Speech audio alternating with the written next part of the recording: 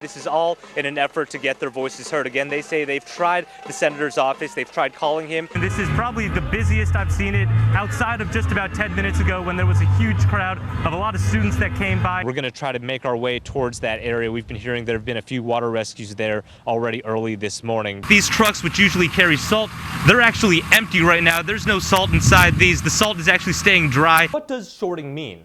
Well, let's say that I'm an investor and I find this stock that I feel is overvalued at $4. What I do is I borrow this stock and sell it right away for that $4. I then wait for that stock price to drop, in this case down to $1, buy that stock back, return it, and then take that $3 left and pocket it for my own. Step down Rasmussen, that's what's painted here on this bridge on IU's Bloomington campus. Underneath the road, crews say there was enough space to fit a car. Police believe the suspects were out here trying to steal bathroom supplies. That's when they realized they were on camera and decided to steal that too. They want this whole thing to be over with quickly so they can start that road to recovery, but it will take some time. You can see the water is still up here. And this is actually where I've seen the most people all day, but just to get a sense of how empty it is, let's walk over this way. Now, usually during Oaks, this place is completely packed. You said you felt a sense of honor being this close to the president. Why do you feel that sense of honor? Because he's our president. Had a group of about maybe 2 or 3 dozen people who had showed up there earlier. You just take a look at how many people that's grown to now. There are firefighters up there spraying water into the building, trying to make sure the fire doesn't flare up again. Every summer, this place along the Ohio River gets packed with people who are trying to get a glimpse of this. These pieces of paper here are taped onto the walls of the JCC, each one with a message of support for the Jewish community and others who may be feeling threatened. Now, a nickel, it might seem like a drop in the bucket, but when you add up all this change, that means a lot of change could be coming to Henderson County schools. Open a map of Louisville. Find Hikes Point, then find Parkland. The two separated by just 10 miles, but for 2 boys growing up in those neighborhoods in the 60s and 70s, their experiences were much further apart. I have the opportunities that I have today because my parents had the opportunities that they had. It's been pretty desolate for quite a few years. And that makes it just difficult on everything. To see the difference, you have to look at color and the lines on a map. Let's look at another map. Louisville, March 12, 1938. This was what was called a residential security map. The Homeowners Loan Corporation was created under President Franklin D. Roosevelt's New Deal to let people borrow money to own homes, and real estate agents helped color code the different neighborhoods in Louisville. Green means go, invest. Red means stop, it's too risky. But the main factor in the color assigned to the map was the color of the people living in those communities. The government recognized that homeownership was a good thing, but the government also was filled with people who were white supremacists. Remember this boy? This is John Borders, a real estate attorney who has studied what has been called redlining. They created opportunities for white citizens and they neglected opportunities for black citizens. Maps like these drove investment into these yellow, blue, and green areas where mostly white residents lived, taking away resources and opportunities from the red areas where mostly black residents lived. We get back to no businesses are there, there's no grocery stores there. Redlining also made it extremely hard for black Americans to receive loans, money which would go instead to people like John's parents. There's no question that I benefited directly from those discriminatory practices. John now works to fix the effects of redlining, which are still seen today. West Louisville, still a collection of predominantly black neighborhoods, is still fighting to attract business, access to fresh and affordable food, and health care. I do remember growing up, any issues, any problems you had, everybody had to go downtown to the general hospital. Remember this boy? This is Dr. Mark V. Burns, an infectious disease specialist with U of L Health with more than 30 years of practicing medicine. His journey spurred by seeing a lack of healthcare opportunities growing up. Way back in the 70s, when they founded like the Park Duval Center, to be located predominantly in the West End. That was a godsend for so many families. This Park Duval Health Center helped start EMS. They had the first ambulance service. This is Ann Hagen Grigsby. She started working at Park Duval Community Health Center in 1992 and has worked her way up to CEO. Growing up in Washington, D.C., she knows healthcare inequity is not a problem unique to Louisville. I grew up, with a foster child, then I got adopted, and I saw my adopted mother die before she was 65 because she didn't have access to health care.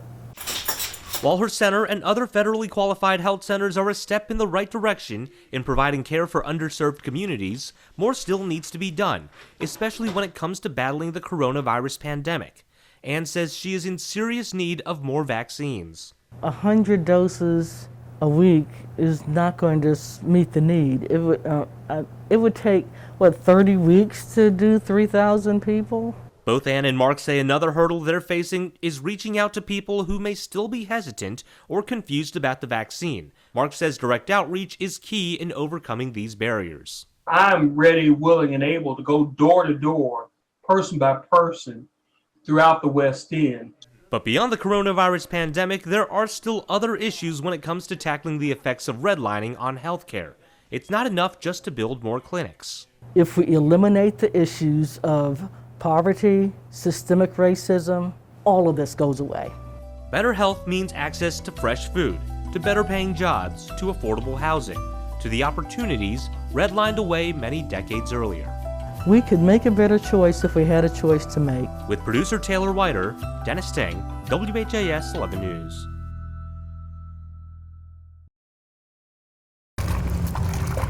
Get some water on here real quick. On a record-setting hot autumn day, I was kind of hoping to be a little bit cooler, but the heat doesn't bother me none. Ralph Weibel Can't tell if that's coming off or not. is cleaning up a mess. A long time ago, I did car stereo installation. There's really not much call for that anymore. Ralph has traded his wrenches and pliers for brushes and rags outside the V-Grits restaurant in the Highlands. This afternoon's task, cleaning up the mural of Hunter S. Thompson. And this one friend of mine who's since passed away was a big fan of his. So every time I see this mural, I think of him. After a vandal splashed black paint over the mural of the famous Louisville author earlier this week, Ralph's trying to restore this piece of art. Now this clear coat's cracking and starting to come off, which might make it a little more difficult. Ralph started cleaning paint off throughout the Highlands 10 years ago, helping the Highlands Commerce Guild tackle the growing issue of graffiti and vandalism. This was kind of a learn on the job sort of thing. It's now turned into a full-time job. What I do on a daily basis is patrol up and down Bardstown Road, Frankfort Avenue, some of the alleys, and I'll hit what I see. Cleaning several spots a day, 8, 9, 10, 11. Did 11 yesterday. hundreds each year. This is all last month. For Ralph, this job Thank you so much for working on that. I know you've been working. Don't worry about that. You're Pleasure welcome. to meet you, Ralph. is about hometown pride. I have a soft spot for the Highlands. My great-grandparents, lived here. My grandmother grew up here, so yeah, I want to keep it, nice.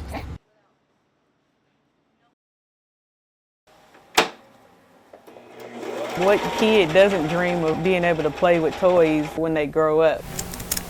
Like many people, Deanna Douglas grew up playing with Barbies, the blonde-haired, blue-eyed doll, one of the most recognizable toys in the world. Barbie's always been like a representation of what's cool, what's beautiful, what's fashionable. But it wasn't until she had a stepdaughter of her own that she realized there was something missing from toy store shelves. Back then there really wasn't any natural hair dolls. So she decided to do something about it. I remove all the hair and all the glue and go in and replug all of these holes. Deanna says her first doll was for her niece, and then word took off. People started asking me like, hey, I see that you make over dolls. You think you can make a doll that looks like my daughter? That's when Deanna realized Maybe there's something here. There's a need for, little African-American girls and women to have dolls that actually represent them. with hair that looks just like theirs.